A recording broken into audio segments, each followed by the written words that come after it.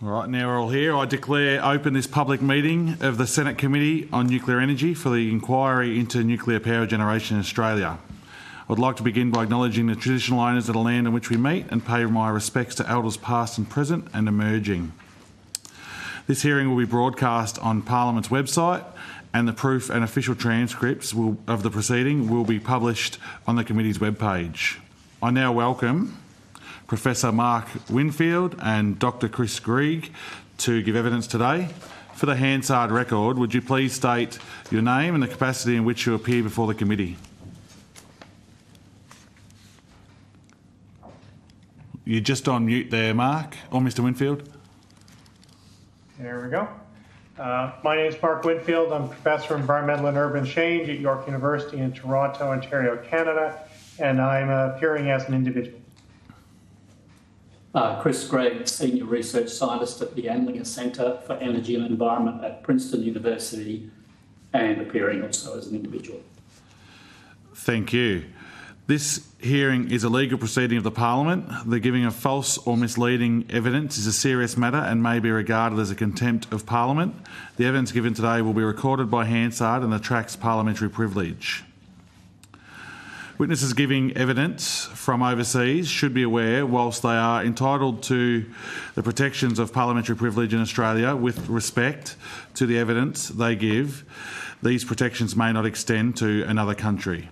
Before I invite you to make a brief opening statement and then we proceed to discussion, would you please state if you're a current or former member of a political party or a union or an investor in the renewable or nuclear industry? No. No. Excellent, thank you. I now invite you to make a brief opening statement before we proceed to questions. Whichever one wants to go first. You go, Mark. Oh, okay, thank you. So my name is Mark Winfield. I'm Professor of Environmental and Urban Change at York University here in Toronto, Ontario, Canada, and I'm also co-chair of the Sustainable Energy Initiative within the faculty. I'm speaking to you from Takaranto and want to acknowledge the current treaty holders, the Mississaugas of the Credit First Nation, and also note that the area of Southern Ontario that I'm in is subject to the Dish with One Spoon Wampum Belt Covenant, an agreement to peaceably share and care for the Great Lakes region. The primary focus of my research has been on environment, energy, and climate policy and law with a specific focus on Ontario.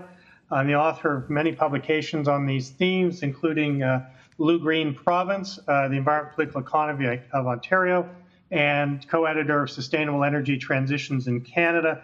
Both of those are available on an open access basis from University of British Columbia Press. And I was also a principal investigator on a life cycle sustainability assessment of nuclear energy in Canada. My research is principally funded by the Social Sciences and Humanities Research Council of Canada, but I've also led or participated in projects and research networks supported by the Natural Sciences and Engineering Research Council, philanthropic foundations, and the Ontario Independent Electricity System Operator. So in approaching this, trying to think about what's the most useful way to answer questions or speak to the sort of implications of Ontario's experience around nuclear energy to a non-Canadian and non-Ontario audience. And I'm trying to be very brief, but kind of break things down into three phases in terms of understanding what happened in Ontario. There's sort of a build-out phase where we built a reactor fleet between the 1960s and the 1990s. There's then what I've called a kind of fallout and restructuring period between the late 90s and early 2020s. And now we've entered what seems to be a new phase where the provincial government seems to want to re-engage very heavily around nuclear. And that may be the most relevant in the current Australian context, but I'm very much at your disposal in terms of what I can tell you about the experience in Ontario. Up until 1960, the Ontario electricity system had been almost completely gravity-fed hydroelectric. It's been described as a perfect renewable energy system, but demand began to exceed supply of readily available hydro sites. We initially built some coal plants and then embarked in conjunction with the federal government on a fairly massive nuclear construction program, resulting in 20 CANDU type nuclear power reactors. 8 at Pickering, just east of here, Toronto, 4 more at Darlington, a little further east on the northern shore of Lake Ontario, and 8 reactors at the Bruce site on the Bruce Peninsula. Single reactors were also built in Quebec at Gentilly and in New Brunswick at Lepreau during the same period. As in other jurisdictions, what we saw on this program were fairly massive cost overruns and delays, an overbuilding of supply that ultimately left the provincial utility, Ontario Hydro, effectively bankrupt with about $38 billion in debt as of the early 1990s. Of that debt, when Ontario Hydro was broken up into a number of successor corporations, about $21 billion of that debt was stranded. It's necessary to render Ontario Power Generation, the successor corporation, economically viable, and basically passed on to ratepayers and taxpayers. The last 30 years have been basically dealing with the fallout from the build-out period and the breakup of Ontario Hydro. There was a failed attempt to marketize the system at one point to try and prevent a similar overbuilding and debt over-reliance on a single technology, and eventually we did move back in the direction somewhat of an integrated planning system. There have been, since the completion of the Darlington plant in 1994, various proposals for new build reactors floated, but all have failed in the face of soaring cost estimates and weak demand. The last serious proposal was in 2009. There were commitments to refurbishments of the original fleet. We're sort of in the midst of a second round of that. But there were serious debates about whether or not the fleet should be refurbished, particularly at Darlington and Pickering B. Quebec, for its part, chose not to refurbish the Gentilly plant, and the Lepreau refurbishment caused very serious economic problems for New Brunswick Hydro. The current government, which was elected in 2018, scrapped the province's existing climate policy, its energy efficiency strategy, had a very strong opposition to renewables, literally having complete wind turbine projects ripped out of the ground at the cost of $230 million at least, and is now very firmly committed on a nuclear and gas pathway. My best estimate would be about $50 billion committed to the refurbishment of the existing plants. We do not have cost estimates. There are 2 proposals for new builds, one at Bruce, 4,800 megawatts, and at Darlington for 1,200 megawatts. But based on the experience in other jurisdictions, estimates of capital costs in the range of $100 billion would not be unreasonable. There is an important corollary here that we're seeing a very dramatic growth in gas-fired generation, both existing and new build. We're looking at an 8-fold increase in greenhouse gas emissions from the sector as we run up and build gas to cover nuclear retirements and refurbishments. So where we've ended up is really on a kind of a high-cost, high-emission pathway. There is no meaningful planning process or oversight. There's no real climate plan, and we are subsidizing hydro rates to the tune of $7.3 billion a year out of general provincial revenues. I think the key question, just to close on this, for Australia at this stage would be the issues around the cost of new build, because you have no existing plants to refurbish. The data points on actual costs for new build are very, very limited. The previous sort of nuclear renaissance from the early 2000s, at least in Europe and North America, only yielded 4 actual projects, 2 of which remain incomplete. The 2 that were completed in Georgia in the United States and in Finland ran very, very badly over budget. The final cost on the Vogtle project, which is the only North American project completed in decades, has come out at $34 billion, which is about 50 billion Canadian. The cost estimates on small modular reactors seem to be even worse.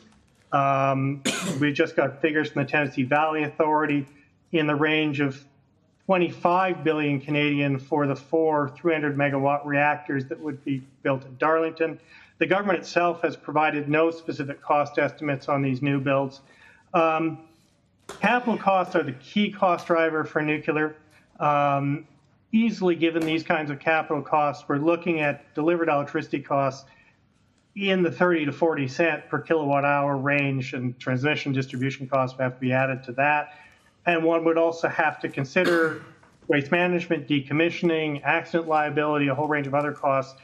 And in Australia's case, you would have to build the necessary regulatory and other infrastructures and also answer questions of what to do on the waste management side, because the waste from our CANDU reactors will require management on a time scale of 1 million years.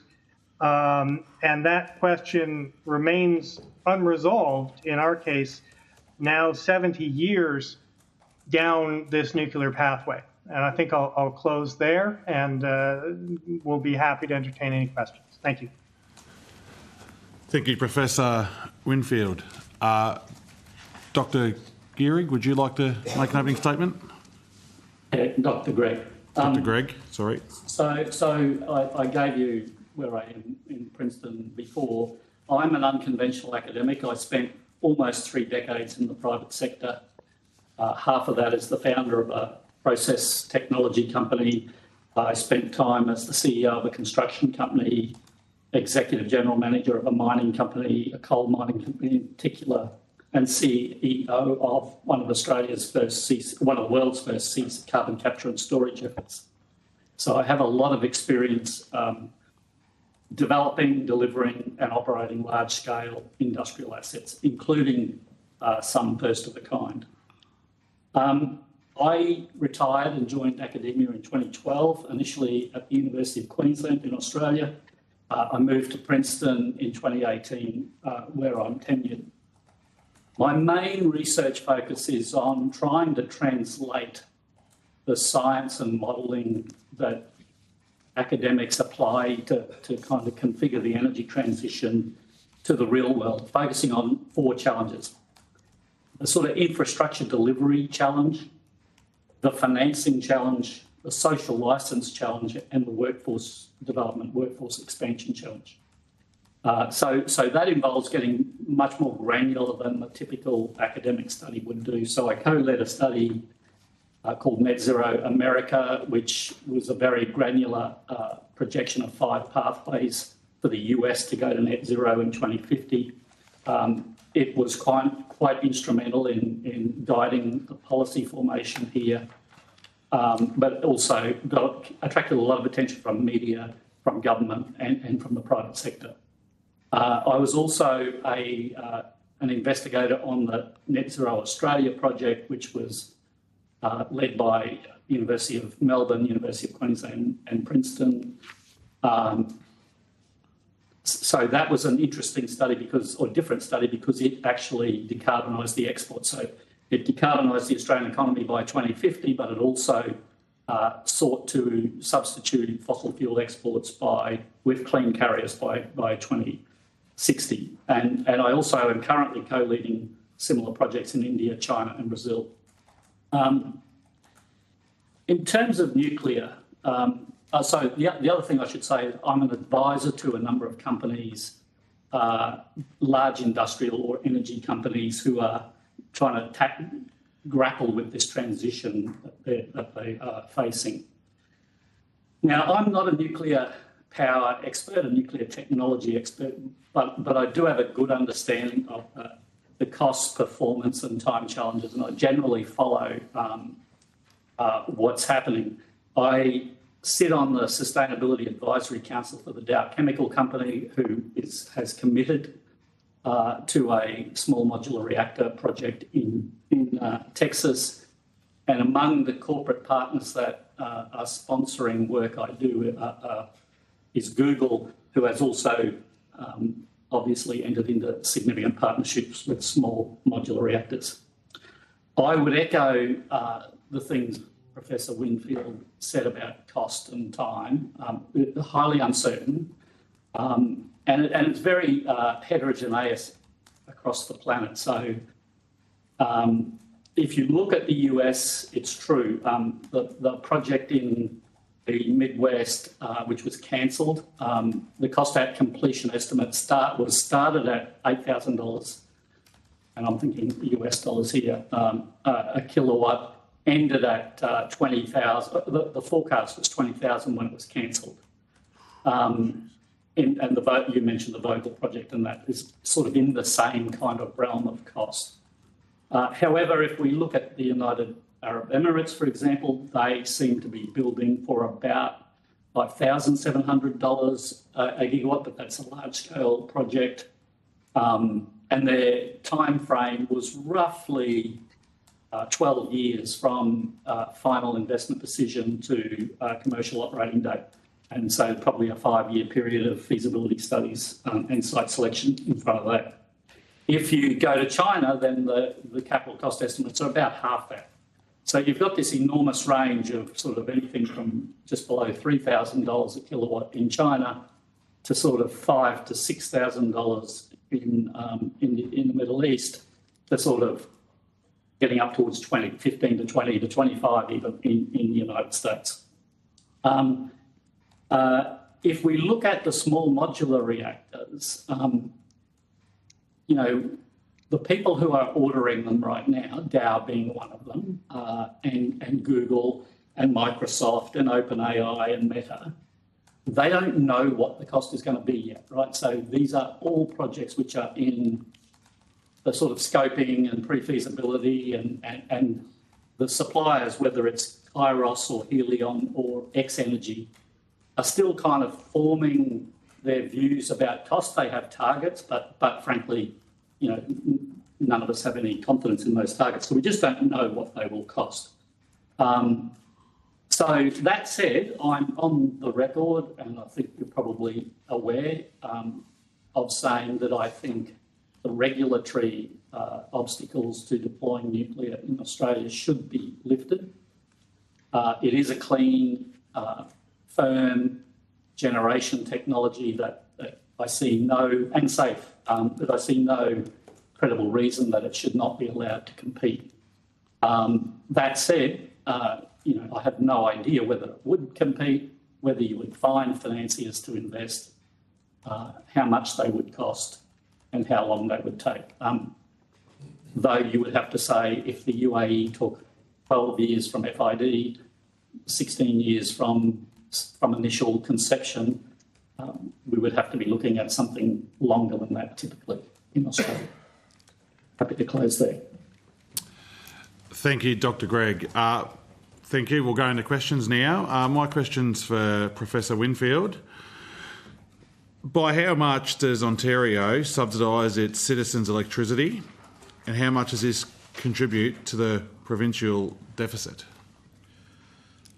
The current figure is $7.3 billion per year, and that is coming directly out of general revenues. So that is money that otherwise would be going to schools or hospitals or whatever other expenditures you would expect. And as of the economic statement tabled by our Minister of Finance last week, that would account for the entire provincial deficit and then a little bit. So it is a very significant expenditure that's occurring to lower. It sort of takes the form of a rebate on residential consumers' bills, but there's other things going on behind the scenes as well that are designed to keep electricity, or what we call hydro costs, down from a consumer perspective. Cheers, thank you. Last week we heard, the week before, we heard from a witness in a previous hearing, Dr. Addy Patterson, that Australia could build 7 nuclear power reactors in 11 years, and this would drive down power prices. He cited Finland. Do you agree with this opinion? And that's for both of you guys. I would say, I mean, one would need to look at the specifics of what is being proposed, but given the numbers we're seeing, and I would mention particularly the Olkiluoto plant project in Finland and the Vogtle plant in the United States, I don't think that would be very realistic. You know, the timelines for construction in Finland, the whole thing is approaching 20 years. Vogtle ran 11 years, I think, behind schedule. Darlington, in our case, you know, initiated in the mid-70s, completed in the mid-90s, which is the last actual plant built in Canada. And then the cost, one would have to look again, as I think we're both hinting, that this problem that we don't have really good data points.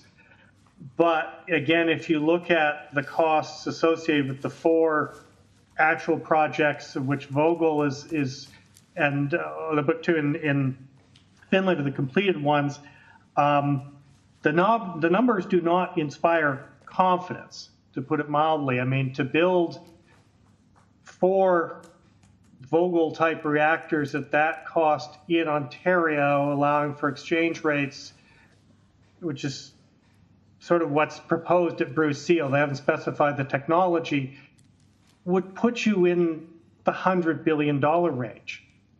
I don't know how we'd ever pay for that, to be honest. Thank you. And That's sort of referencing the sort of the actuals on the Vogel project, which is the most recent completed project now in service in North America. thank you. And Dr. Chris, do you agree? Dr. Greg, do you agree with that? Can you just repeat the numbers that Ali was suggesting? He said that you could build 7 nuclear power reactors in 11 years, and this would drive down power prices. So are these 7 nuclear reactors SMRs or large-scale reactors? Didn't exactly say, so. Okay. But what the opposition is proposing is 2 SMRs and 5 nuclear reactors. I'm sorry, that's incorrect. That's incorrect. That is not our proposal. I'll speak for our proposal. But if you want to ask your question, Chair, then I'm more than happy when the Chair gives me the microphone to ask my questions. I'm happy to explain. No worries. So what is your proposal then? I'm sorry, who's giving evidence here, Chair? Do I have the microphone now to ask my questions? No, you don't. I'll ask the question. I'm happy to. So 11 projects, if they were large-scale projects, which I doubt they would be, if you look at even the Middle East, which would be a pretty optimistic for Australia to match, right? Our experience with LNG and large-scale infrastructure, certainly in the north of Australia, is that we are one of the high-cost regions of the world. The UAE projects, they built 5 gigawatts roughly over a period of 12 years. And that's not including the feasibility, permitting and upfront costs. So they were about 17 years to deliver 5 gigawatts. If you look at the small modular reactors, and the only projects I'm familiar with are in the US, the most ambitious targets that have been set, Dow has announced a target to have 1 operational by the early 30s. And that project has already got permitting, right? So, well, not got permitting, but it's been long in the progress of getting permitting. And that is considered a pretty optimistic estimate. If you look at Google's announcement with Kairos, it's to have 5 gigawatts operational by 2039 and 320 megawatts operational by the early 30s. The Dow project's 320 as well. So essentially, the most optimistic estimates we've got for SMRs that have them running in the early 30s, and these are projects that people have been working on with feasibility studies and siting, have sites already for the last couple of years. So 11 projects within 11, 7 projects within 11. 7 projects within 11 years. Extraordinarily ambitious. No worries. Thank you. Deputy Chair. Thank you, Chair. What I might do is clarify what I said before then having the opportunity to ask questions. So the Chair incorrectly suggested that it is coalition policy to build 7 reactors, 7 power plants in 11 years, as is indeed on the record multiple times. It is coalition policy that we adopt a civil nuclear power program. We have identified 7 locations around the country. We have said that based on best practice internationally, you should be looking at having multiple units at each site.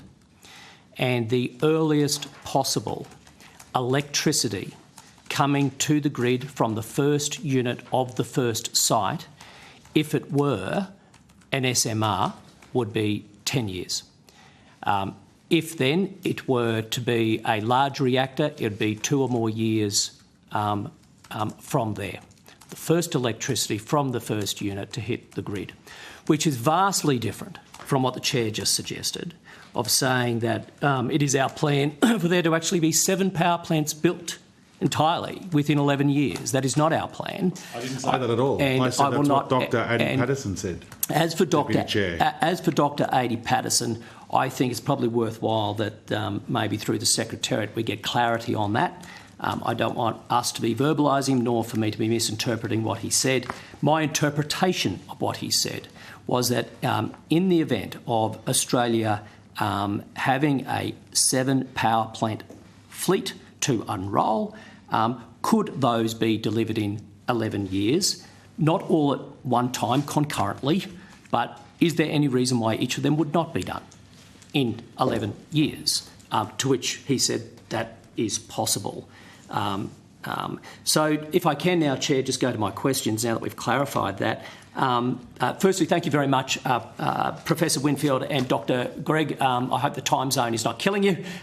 It's good for us, so thank you very much. Just on timelines, maybe, since that's where the conversation went, Professor Winfield, on your comments there about how long it takes, I understand that in Ontario you managed to build around 20 zero-emissions nuclear reactors within a 22-year period, creating one of the world's cleanest energy grids, one of the cleanest electricity grids in the world, at a pace which was only beaten by Norway, Sweden and France in terms of decarbonisations. So that's pretty impressive. But have I got that wrong? Timeline roughly from late 1960s to it's closer to 30 years by the time we count everything, to the mid-90s was the build-out period. But I would emphasize the cost there and consequences. I'm sorry, and given effectively bankrupted itself doing that. And I'll get to some other questions, but just on timing, you're saying that's incorrect, that Ontario actually didn't build around 20 reactors within a 22-year period. Is that incorrect, sir?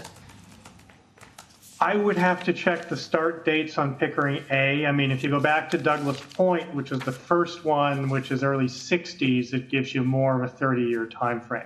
If you could take it on notice, then no problem if you're not aware today. If I can just go to the comments then on subsidies for households that you mentioned, and can I assure you, by the way, that there's lots of subsidies in Australia too. You're not on your own.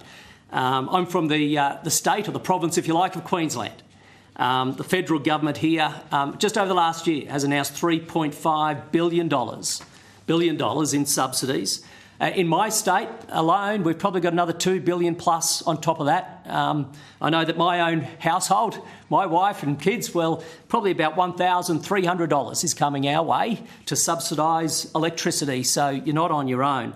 But according to the Regulated Price Plan report by the Ontario Energy Board, around half the subsidies, which is, I believe, $6 to $7 billion or so a year, to which you refer, subsidises electricity bills to offset the cost of power purchasing agreements for wind and solar projects, which resulted from Ontario's Green Energy Act. Would the Ontario Energy Board have that right, do you think? Yes, but it's very complicated in terms of what's actually gone on there. There has been a lot of maneuvering around in the rate base.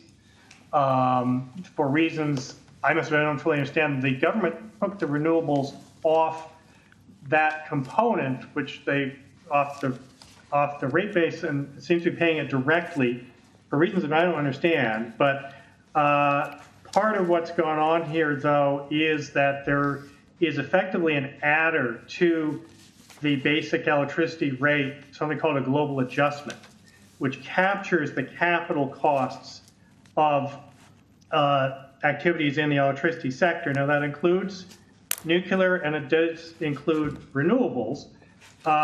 Nuclear on the generation side has consistently been the largest component of the global adjustment, and that component has been driven by the refurbishments, the first wave of refurbishments and now the second wave of refurbishments of the existing nuclear plants. So there's an element of both renewables and nuclear in the global adjustment, which is sort of what pushes the price up, because the hourly market clearing price is pretty much meaningless in terms of capital investment in the Thank you. system. If I could just get another question on that basis. So I think you've confirmed that the Ontario Energy Board is most likely accurate in that regard. And you did say, though, I heard you loud and clear, that the global adjustment does include for nuclear as well as renewables. Before you said the refurbishment cost would be about $50 billion. I note the PPAs to which I refer cost around $62 billion over a 20-year period.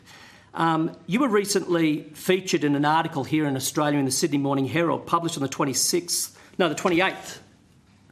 of October, entitled "You Couldn't Make This Up: Expert Pans Ontario Nuclear Option." Are you familiar with that article? Yep. So that article claims that cost overruns on nuclear projects in Ontario, and then it quotes you as saying there's a legacy of that still in the system, that we're effectively subsidising electricity bill to the tune, I'm not sure if you said 6 or 7 a year out of general revenues, $7.3 billion, etc. So, as we've already established, around half of the government subsidies relate to wind and solar. But the article was silent on that fact. Instead, the article reads as though all of that subsidy is due to nuclear energy, which now we know from your evidence is not the case. So my question, Professor, is, were you incorrectly represented by the journalists in that article, or did you yourself incorrectly represent the data? Neither. We're clear. I mean, the statement was in the overall picture. We're subsidizing to the tune of $7.3 billion. The big driver of the costs around electricity is the global adjustment in the rate base. That has been about 50%, and that is driven by nuclear costs. Now, there was some restructuring of this around 2022 to, for some reason, move the renewables element separately. There's a long story behind the renewables component, too, and we can talk about what went on there, because we did undoubtedly pay too much, but that was a question of program design as opposed to inherent costs in renewables. The bottom line is that the nuclear refurbishments, and keeping in mind we're talking about refurbishments as opposed to going forward, have been the biggest driver in terms of the overall increases in electricity rates in Ontario since the early 2000s. They're the biggest single component of the global adjustment, which is where those capital costs go. Professor, do you know what the power prices are here in Australia? I have seen various articles describing it at various levels. Right. So you were quoted. Exactly what we're talking about. So this entire article to which I refer is challenging the leader of the opposition here in Australia's comparison of power prices paid in Australia compared to those in Ontario. And by the evidence, Ontario, it's at least half the cost of what it is here in Australia. I've even, beyond speaking to the government, visiting Ontario, I've also just gone to the trouble of getting individual power bills. I've compared power bills in Australia. Most recently, looked at South Australia, a small business paying around 50 cents a kilowatt hour, a household 44 cents, which is all good, by the way, because South Australia, the default market off could be 56 cents a kilowatt hour. And then a friend of mine in Ontario got him to send me his power bill. It comes in around 18 cents. 18 cents, right? So, I know that's just one simple example, but it also reconciles with the data I've received, including directly from the government in Ontario when I visited, which basically showed that the impact on electricity prices and the fact that nuclear, second only to hydro, actually brings prices down for consumers. So if you aren't fully aware of the Australian power prices, and the research certainly I've done suggests that Ontario, it's probably at least half the price that Australians pay. I'm wondering why in this article, which talks about, you couldn't make this up, there being a comparison, according to you, comparison between Australia and Ontario. I'm just trying to reconcile that view, Professor. Before you answer that, Professor Winfield, could you please table those documents, Deputy Chair? I'm more than happy to, but I'll be taking out individuals' names and numbers and so forth, but more than happy to. Thank you. Go ahead, Professor. Yeah. So I've been in discussions with colleagues in Australia about this. It seems the rate bases are quite different in terms of what goes in. Particularly how things like transmission and distribution costs are dealt with between the two jurisdictions. One needs to keep in mind in Ontario, though, that we did strand a large amount of the debt associated with nuclear. So effectively, what you end up with is paying the operating plant costs on the plants, not the capital costs, and that's a very important distinction. We also have a large legacy hydroelectric component, which, again, capital costs were retired a century ago. But what's particularly relevant here is we're not talking about the past, we're talking about the future. And what we're talking about is what new build nuclear would cost in Australia or Ontario. And in that case, the numbers we get, looking at the experiences in Finland and the United States, and on the incomplete projects in France and the UK as well, puts the basic electricity cost into certainly the 30, possibly 40 to 50 cent per kilowatt hour range just for the electricity. That's not counting transmission and distribution, and it's not clear if those figures are taking into account all of the issues around waste management, accident liability relief, decommissioning costs, and a range of other subsidies which are built in for the nuclear side in ways that don't appear on electricity bills. Thank you, Professor Winfield. Thank you, Deputy Chair. Dr. Ryan, do you have any questions? Well, thank you, Chair. Thank you, Professor Winfield. So your Ontario has a long experience in production and delivery of electricity via nuclear sources. If you could take your province back to the early 1960s and you were making decisions about how to deliver power going forward, would you choose nuclear? It's a good question in terms of what paths we took. In the early 60s, it probably looked like a good option in the sense that we had uranium mines in Northern Ontario. We don't anymore. It's a long part of the story, too. Certainly by the mid-70s, it was becoming apparent that there were serious problems. And there were certainly very serious debates about whether the Darlington facility should have been built or not. The alternatives as of the 60s would have been, we did build some coal, and that did come back and haunt us in a very serious way when the oldest part of the nuclear fleet failed and had to be taken out of service virtually overnight. We had to take 7 reactors out of service. We could have looked at hydroelectric further. We could have had conversations with our neighbors in Manitoba and Quebec, who have large hydroelectric resources, which we could have accessed.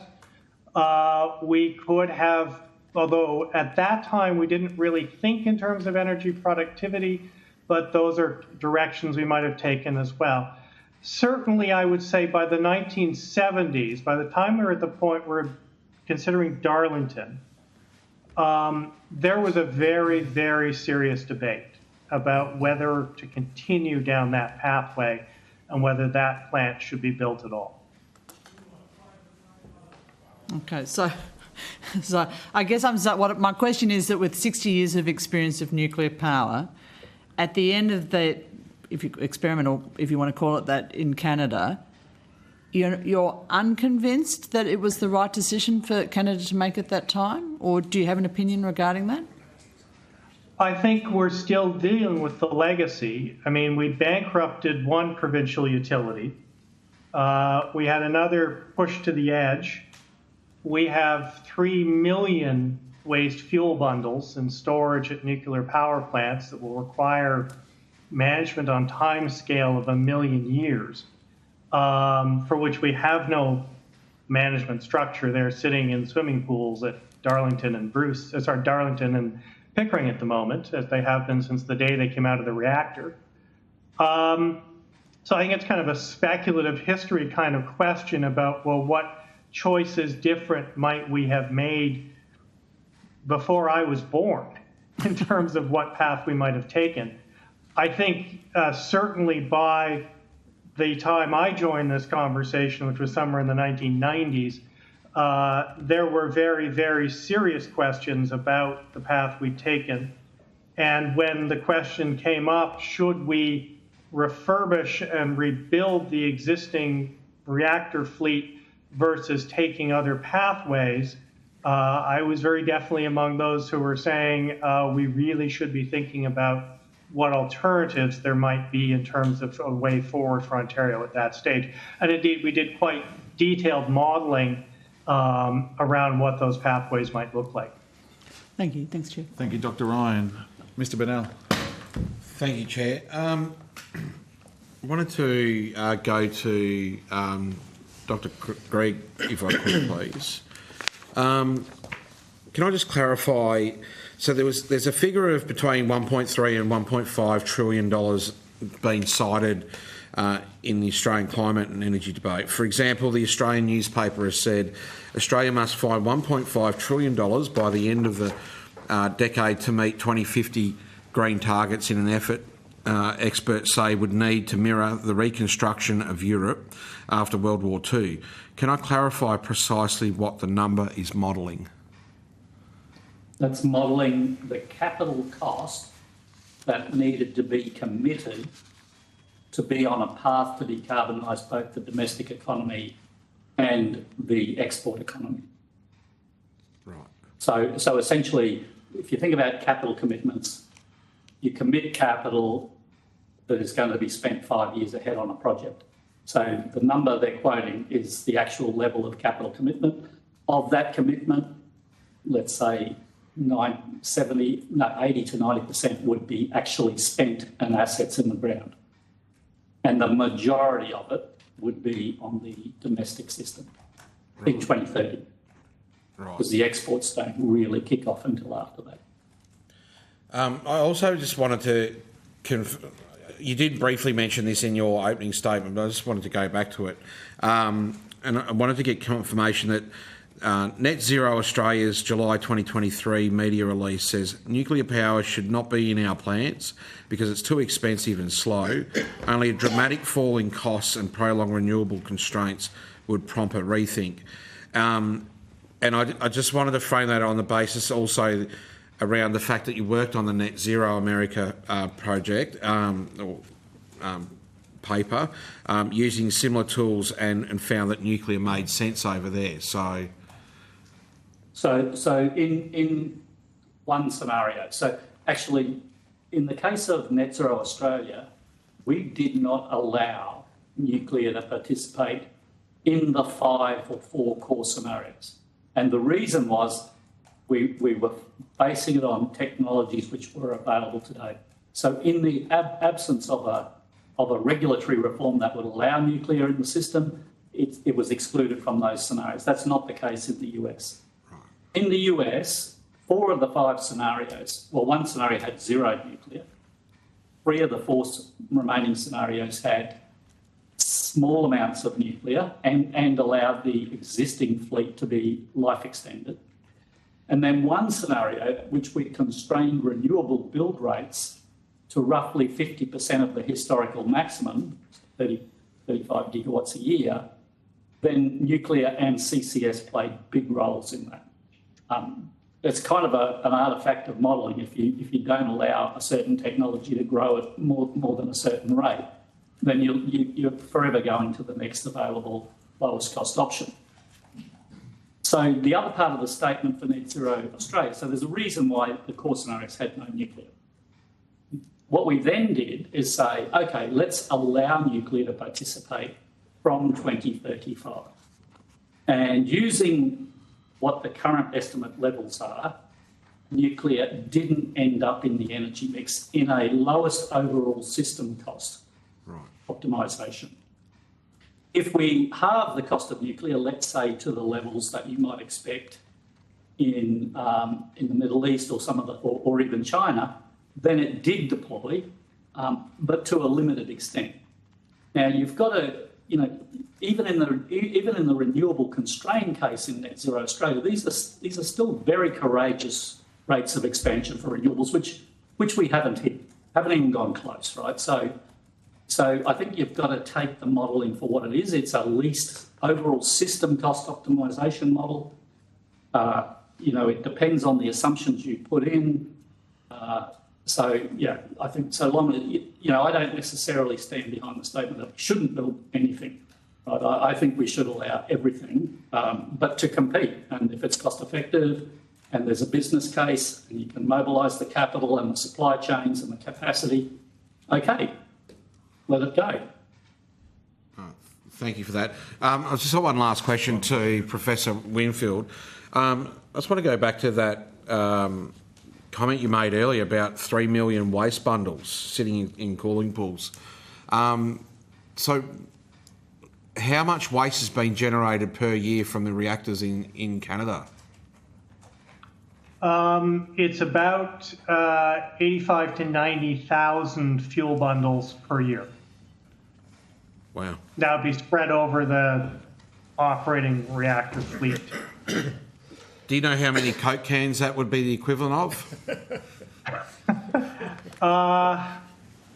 Well, each fuel bundle is about the size of a fireplace log, so you'd have to figure that out in Coke can equivalents, which I would assume probably around 2 dozen. So I think it'd be 3 million times 2 dozen would be the equivalent volume of Coke cans. The issue, though, is not so much volume. The issue is that there are multiple issues with the waste fuel. One is it's physically hot when it comes out of the reactor, but it's all highly radioactive when it comes out of the reactor. The swimming pools are supposed to be for the first 50 years or so while it cools down a bit. The Nuclear Waste Management Organization's planning assumption then is that long-term management or disposal would need to occur on a time frame of 1 million years. So it would need to be isolated from the environment and human contact for 1 million years. There are other dimensions to that beyond the sort of direct physical risks. There are isotopes in the waste fuel that would potentially be of interest to someone interested in making nuclear weapons. And there are also risks. The fuel bundles themselves are a security risk in the sense of fire and things like that. So it's quite a complicated problem in terms of what to do with the waste fuel. And one of the problems, we didn't even start thinking about this until the 1970s when we were already sort of deeply down this pathway. Right. Thank you. Thank you, Mr. Bennell. Mr. Chester? Mr. Kennedy will get us okay, Chair. Yep, no worries. Mr. Kennedy? Yeah, okay. Hi, Dr. Gregg. Just a couple of questions for you. In that net zero plan, do you think Australia is on track to meet the projected rollout rates of renewables that were projected in that document? No, Not close. Not even close. Can you say a little more about that? Look, I don't keep track of deployment rates closely in Australia, but as I understand it, we're probably pushing up against 5 gigawatts a year, allowing for solar, wind and rooftop solar. We would need to be hitting maybe 5 times that. I'd have to look it up, but, you know, we're well short of that rate. Thank you, Doctor. And it looks like it's pretty sticky, right? It looks like it's hard to get much faster. And are you familiar with the projected rollout rates in our ISP as well, the AEMO ISP? No, I'm not. I haven't looked lately. But keep in mind the ISPs are very different. It's focused entirely on the domestic economy. It's focused on domestic electricity only. Net Zero Australia was a whole of economy decarbonisation pathway, including export industries. Yes.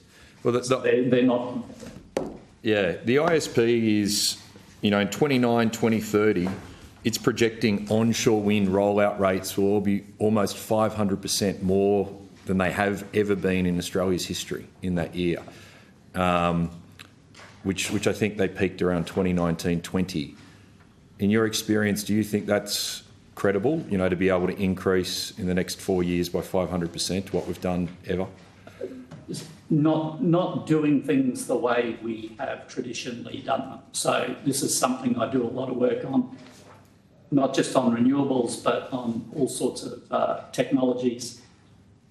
You know, globally, OECD has become slower at being able to do nation-building infrastructure development. And so, you know, we have to rethink how we do that. I think governments have to lean in more. There's got to be a lot more cooperation amongst the private sector. We have to rethink community benefits. Permitting reforms are so urgent.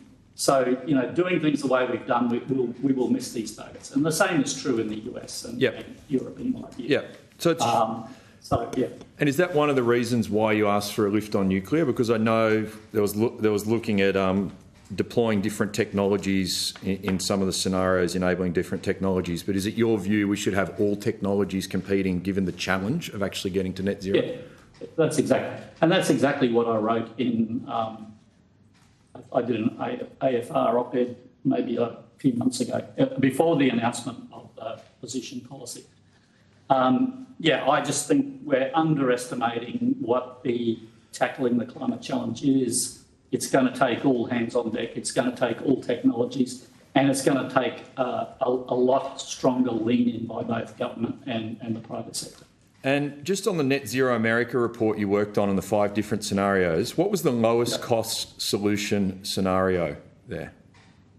You know, they were all pretty similar. The lowest cost one was, so it depends what you mean by cost, right? So the total system cost, including the levelised net present value of all operating and all capital investments over the period, was about the same for both the mid-range optimal project. So this was one with no constraints. So it had 3,000 gigawatts of renewables, it had 1 billion tonnes of CCS, and it had 12 gigawatts of nuclear. Very similar to that one was the renewable constrained scenario, which had half the amount of renewables, almost double the CCS, and about 300 gigawatts of nuclear. The other metric that's always of interest, because one of the things I'm interested in is capital flows, is the total capital invested. So there's a difference between the overall system cost impacts and the actual capital you have to allocate. And the lowest capital allocation one is the renewable constrained one. So essentially renewable heavy scenarios are capital intensive. They're low on operating costs, but they're capital intensive. Yeah, and renewables constrained, did that have, so you said the lowest capital cost, just to make sure I understood that. Yeah. Sorry, renewables constrained, that's right. Was the lowest capital cost.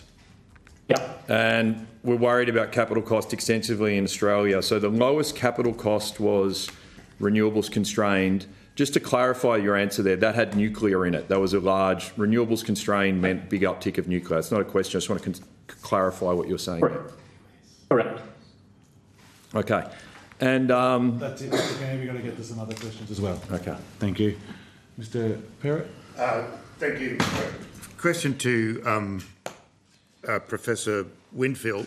I just want to understand the Canadian comparison. And first question is, does Canadian nuclear energy go across the river into Detroit, that big industrial area? Basically, no.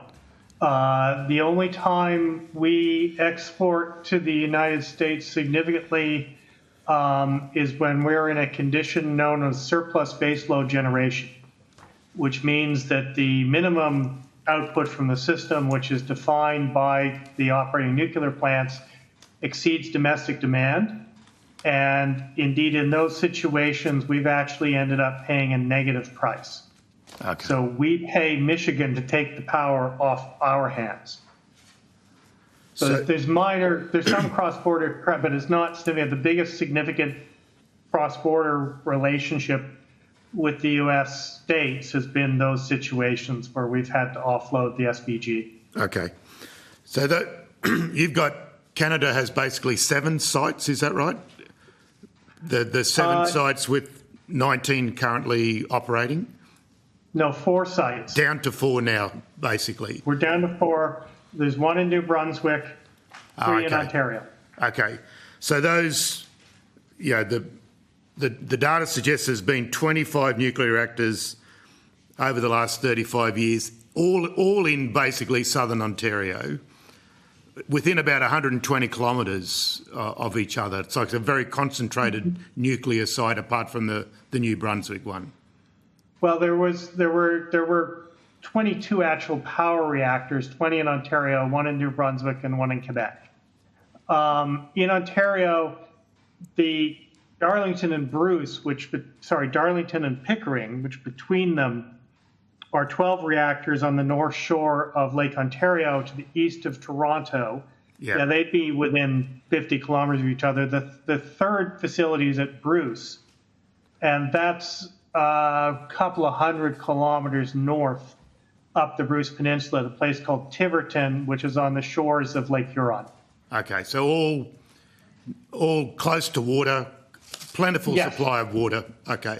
Yeah, absolutely. That's an absolutely crucial element because of the need for cooling water to operate the system. So yes, it's no accident that these reactors are either on the Atlantic Ocean, the St. Lawrence River, or the Great Lakes. And then I just wanted to go to the approach to waste. Is all of the waste still in Ontario? Yes, all of the waste except for at Gentilly and La Pro in New Brunswick and Quebec. No, all the waste is still in Ontario. It's actually still at the reactor sites. So does New Brunswick come to Ontario, or it stays on site? No, it's staying on site at La Pro at the moment. The federal government is pursuing a centralized nuclear waste storage, disposal, management facility, which in theory would take all of the waste reactor fuel. But that does not exist yet. They've still been trying to identify sites. So at the moment, the waste fuel just stays on the reactor sites. At Pickering and Darlington, it's in the cooling pools. At Bruce, they've begun to move some of it into dry storage on land, but those containers only last about 50 years. And so you've had 75 years to work out where the waste will be, but you still don't have a location. And I was wondering if anyone, and this is for Professor Gregg as well, has anyone done a calculation of the cost of storage over the next million years? Like, it must be a fun process. The capital costs that the Nuclear Waste Management Organization works with in Canada is $26 billion. Principally for moving all the stuff to a location and then constructing the storage facility, which is assumed to be somewhere deep underground. So that's and then the ongoing maintenance costs. So the figure NWMO has given is $26 billion. Thank you, Professor sorry. The only comment I'd make about the waste is if you look at the impact on the levelised cost of energy over the life of a project of a large fleet, it's actually fairly modest in the scheme of things. The bigger problem is actually permitting and getting a waste facility built, right? We've tried to do this in the US. We've been unsuccessful, mainly due to a lot of social and political opposition. Sweden has done a much better job at it, and that's probably a case that you should have a look at. News overnight said the municipality of South Bruce actually voted in favour of declaring itself a willing host for a deep geological repository for Canada's intermediate and high-level waste. So you might have a bit of luck coming your way, Professor, after all. Well, the vote in South Bruce was very close, so only a margin of 75 votes. And crucially, the consent of the Saugeen Ojibwe First Nation is not in place yet. There has also been a vote in a place called Ignace in Northern Ontario, again, a very small, very, very small community. But again, the consent of the First Nations in whose territory this would be located is far from forthcoming at this stage of the game. We've got it all ahead of us too, with the AUKUS deal we've got with our nuclear-propelled submarines. The government's looking for a permanent repository, so we'll be learning from you, I'm sure, regardless of what happens with our plans for a civil program. Thanks, Chair. That's all from me. Thank you, Deputy Chair. That was a really good input there. Thank you, Professor Winfield and Dr. Gregg, for your time today. If you've been asked to provide any additional information, including questions on notice, please forward it to the Secretariat by Thursday, the 28th of November 2024. Please note that responses to questions on notice will be published on the website as submissions to the inquiry. You will be sent a copy of the transcript of your evidence to assist you with answering questions taken on notice today, and you'll have an opportunity to request corrections to the transcription errors. Thank you. I would like to thank all committee members and witnesses for their time today, the Hansard and the Secretariats for their time as well, and I declare this public hearing closed. Thank you. Good night. Thanks very much. Cheers, guys. Thank you. Thank you. If we could just do a quick private meeting.